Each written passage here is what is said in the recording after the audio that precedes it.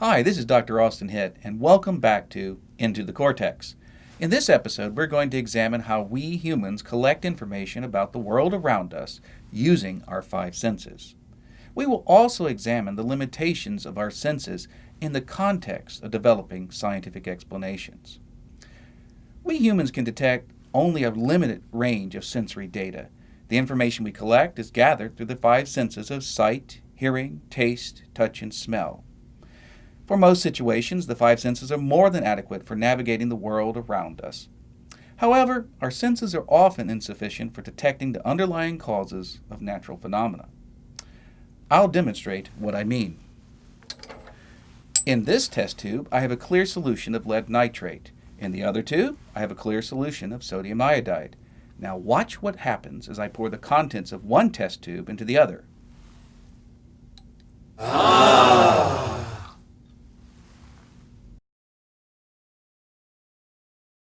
When I combine the two clear solutions, a deep yellow precipitate forms. So what happened? You may recall from your past science classes that changes in color or state, such as the formation of a precipitate, and changes in temperature are indicators of a chemical reaction. Based on what you saw in this demonstration, you might conclude that a chemical reaction has taken place. But did you really see one? Well, the short answer is no. By definition, a chemical reaction is the rearrangement of atoms or molecules. In this case, the sodium atoms in the sodium iodide traded places with the lead atoms in the lead nitrate. The sodium nitrate, which is colorless, remains suspended in the solution. Conversely, the lead iodide is a yellowish solid that precipitates out of the solution. The end result is the formation of two new ionic compounds. Atoms are far too small for the human eye to detect, and therefore we cannot see them moving about and changing partners. In order to see, or more accurately, visualize a chemical reaction, we need to develop visible, tangible models. Now let's more closely examine the human sense of sight. All you need to do is observe and identify the image that pops up on the screen. Are you ready? Go!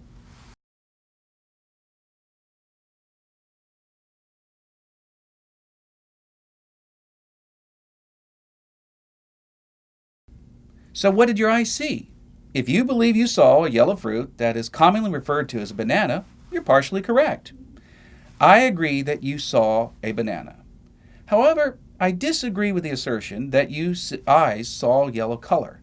This is because the monitor that you are viewing does not produce or project yellow wavelengths of light. The only wavelengths of light emanating from your monitor are red, green, and blue. If you do not believe me, I have an easy way that you can verify my assertion. You just need to find a water spritzer bottle and a working television screen or computer monitor. Next, you lightly spritz the surface of the television screen or monitor, but be careful, do not use too much water as that can result in an electrical hazard. Then, if you closely examine the water droplets on the screen or monitor, you'll see pixels of red, green, and blue light. These are the only wavelengths of light produced by a television or a computer monitor. So how is it you can see all the colors that you see on a television screen or computer monitor? Well, the answer relates to how your eyes work. Human eyes contain three different color-detecting neurons, or cones. The cones are attuned to either red, green, or blue wavelengths of light. The palette of colors people think they see are actually produced by different combinations of red, green, and blue light, and that occurs when it stimulates your cones in your eye. The cones then take these mixed messages and send them to the brain, and the brain translates and interprets those messages as specific colors such as yellow, turquoise, or even neon. Now let's examine the sense of touch. For this interactive demonstration, you will need to find a sturdy wall, then push on it as hard as you can, but be careful, don't strain yourself too much. You can now pause this video at this time and try it out if you like. If a sturdy wall is not handy, you can just continue to watch this video and the following demonstration. Are you ready? Go!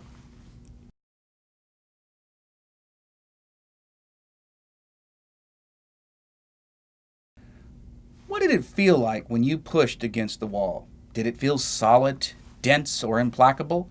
Were you able to pass through it as if you were a ghost? And if so, why or why not? Well, you should have discovered the wall is impassable, and the common sense explanation for that is that the wall is too densely packed with matter particles, i.e., atoms and molecules. And if this explanation seems reasonable to you, then what I'm going to say next might surprise you. At the atomic level, most of the wall consists of empty space. This is because matter is comprised of atoms. The dense core of an atom is called the nucleus. Inside the nucleus are two types of particles. Positively charged particles called protons and non-charged or neutral particles called neutrons. Orbiting the nucleus are significantly smaller, negatively charged particles called electrons, and it is a sharing of electrons between atoms that produce what we call our chemical bonds, the bonds that hold atoms together. So if matter is so holy, why can't you just pass through it? Well, that answer lies with the protons. Both the atoms that comprise you and the wall contain positively charged protons within their nuclei. When the atoms in your body come in close proximity to the atoms in the wall, the positive charges of the protons repel each other. It is this repulsive force that gives your touch receptors the false sense of solidity. Well, ethologists, scientists who study animal behavior, have developed a useful concept that captures the disconnection between our sense and the actual causes behind a phenomenon.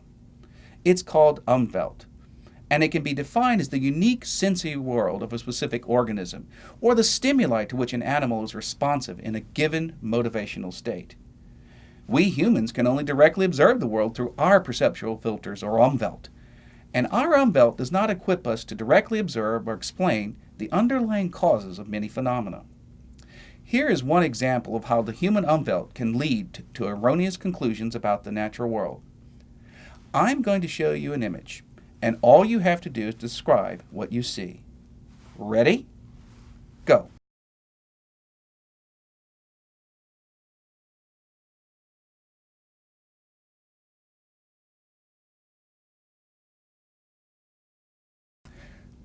Most people report that they see different types of yellow flowers.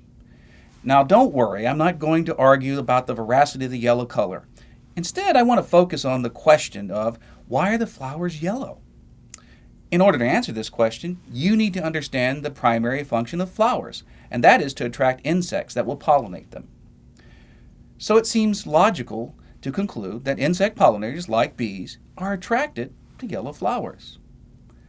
However, this human-centric explanation does not take into account how bees see the world. As it turns out, bees are sensitive to ultraviolet light and use it to navigate and see. Let's take a peek at how bees might perceive the yellow flowers.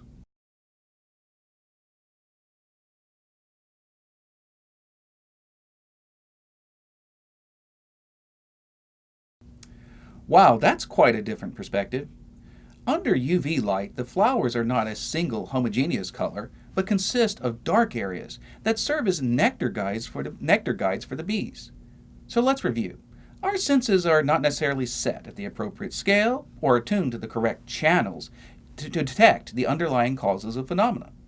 The solution to this problem, which is hinted at earlier in this episode, is the construction of models. We will be addressing this issue later in the series. In the next episode, we'll be exploring how a second human quirk, our intuitive theories about the world, make it difficult for us to develop accurate science explanations. Until next time, keep on sciencing.